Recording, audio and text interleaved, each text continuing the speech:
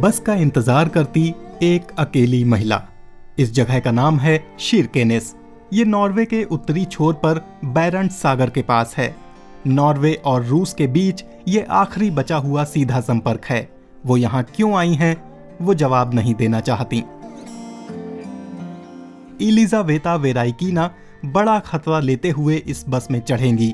वो रूस से भाग कर आई थीं और अब नॉर्वे में निर्वासन में रह रही हैं। हमेशा की तरह बस दोपहर के ठीक 1 बजे यहाँ पहुँचती है। यूरोप और रूस के बीच तकरीबन सभी सीमाएं बंद हैं, लेकिन ये बस अब भी हर रोज उत्तरी रूस के मोरमांस्क तक आती जाती है। वो रास्ता बंद ना करने की अपील करते रहते हैं। हमें उम्मीद है कि वो कम से कम ये आखिरी रास्ता बंद नहीं करेंगे, वरना परिवार बिखर जाएंगे। यूक्रेन पर रूसी हमले के बाद से नॉर्वे और रूस की सीमा आधिकारिक तौर पर बंद है, लेकिन ये छोटी सी बस अपवाद है। मैं शिरकेनेस में काम करता हूँ और बस से अपने घर जाता हूँ। 4 घंटे की इस यात्रा का किराया करीब 50 यूरो है। ड्राइवर बताते हैं कि वो रोजाना 5 से 10 यात्रियों को ले जाते हैं। यहाँ कोई भी राजनीति या सीमा बंद होने के कारणों पर ज्यादा बात नहीं करता। वेराइकीना कहती हैं कि यूरोप के अलग अलग हिस्सों में रह रहे रूसी लोग अपने घर जाने के लिए इस रूट का लाभ उठा रहे हैं। ये बस नॉर्वे से रूस जाने के लिए सबसे सस्ता और आसान जरिया है, लेकिन सिर्फ नॉर्वे से नहीं, यूरोप के दूसरे शहरों से भी लोग जाते हैं। मैं पेरिस, स्टॉकहोम, हेलसिंकी के लोगों से मिली हूँ।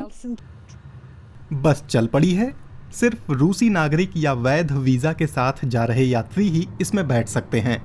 कुछ ही मिनटों में बस स्तोशगोग सीमा के स्टेशन पर पहुंच गई है। किसी निजी वाहन को यहां से जाने की इजाजत नहीं है। यूक्रेन पर रूस के हमला करने से पहले इन सड़कों पर काफी ट्रैफिक रहता था। नॉर्वे में फ्रुद बैरीग ये जानकारी देते हैं।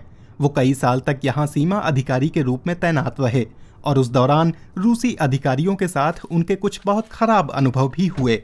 यहां तक कि वो 2 साल तक मॉस्को की जेल में बंद रहे। उन पर नॉर्वे की खुफिया सेवा के साथ मिली भगत का आरोप था। लंबी बातचीत के बाद वो आजाद हो पाए। फिर भी उन्हें बॉर्डर पर बिताए अपने अच्छे साल भी याद हैं और वो बताते हैं कि पहले सोवियत संघ और बाद में रूसी अधिकारियों के साथ उनके रिश्ते हमेशा अच्छे रहे। अब दोनों देशों के बीच फिर से शीत युद्ध जैसे संबंध बन गए हैं और ये बात बैरीग को बहुत परेशान करती है। दोनों देशों के बीच खराब संबंधों के लिए केवल रूस और उसकी गतिविधियां ही जिम्मेदार हैं। इतने साल से सीमा पार होने वाले व्यापार के कारण हम शिरकेनेस में बहुत अच्छी तरह रह रहे थे। हम रूसी भूभाग में जाते थे और रूस के लोग यहाँ शिरकेनेस में आते थे। हम नॉर्वे के लोग इस माहौल के इतने आदी हो चुके थे कि हमने आने वाले खतरे से आंखें मूंद लीं। वेराइकीना इन्हीं खतरों के बारे में लिखती हैं। वो दी बैरंट्स ऑब्जर्वर नाम के अखबार में काम करती हैं। ये ऑनलाइन अखबार पुतिन शासन से जुड़े खतरों की बात करता है। ये रूसी भाषा में भी उपलब्ध है। मॉस्को से भागकर आने के बाद वेराइकीना इस अखबार के लिए रिपोर्ट लिखने लगीं। उनके साथ 3 अन्य रूसी भी यहाँ काम करते हैं। वो पुतिन की सत्ता के आलोचक हैं और वो रूस में सुरक्षित महसूस नहीं कर रहे थे। यहाँ कई रूसी रहते हैं और उनमें से कई आते जाते रहते हैं हर दिन इसी बस से। आमतौर पर यहाँ रहने वाले रूसी खुद को राजनीति से दूर रखने की कोशिश करते हैं। इसकी एक वजह तो ये है कि इसमें उनकी कोई दिलचस्पी नहीं है, लेकिन बहुत डर भी है लोगों में। उनका डर स्वाभाविक भी है। रूस नॉर्वे से जुड़ी सीमा पर भी गड़बड़ करता रहा है। इनसे जुड़ी खबरें बैरंट्स ऑब्जर्वर में भी छपती हैं। हमने देखा कि समुद्री केबलों को काटा गया। हमने देखा कि संवेदनशील ढांचे की निगरानी की गई। हमने देखा है कि रशियन ऑर्थोडॉक्स चर्च, जिसके रूस की सैन्य खुफिया सेवाओं के साथ करीबी संबंध हैं, उसने नॉर्वे में समाज के कुछ खास हिस्सों से संपर्क बनाने की कोशिश की। इनमें समुद्री तकनीकों पर काम करने वाले लोग भी शामिल थे। रूस के लंबे हाथों की पहुंच नॉर्वे तक भी है। वेराइकीना को दफ्तर से घर लौटते हुए रोज इसकी एक मिसाल नजर आती है।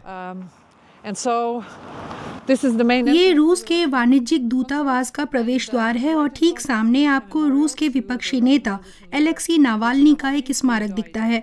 रूसी जेल में उनकी मौत हो गई थी। स्थानीय एक्टिविस्टों ने उनकी याद में ये स्मारक बनाया है। कभी कभी अगली सुबह जब लोग यहाँ आते हैं तो उन्हें दिखता है कि सभी तस्वीरें फाड़ दी गई हैं, फूल बर्बाद कर दिए गए हैं।